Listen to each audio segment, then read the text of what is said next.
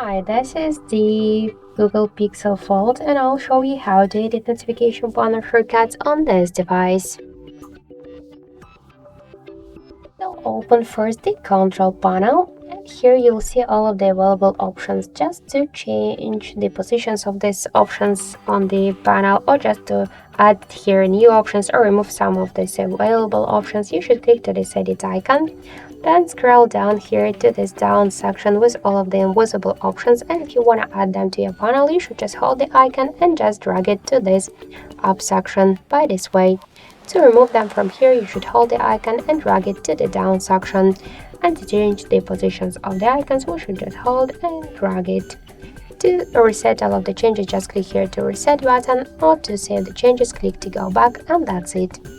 So thank you for watching, and if you like this video, leave thumbs up and subscribe.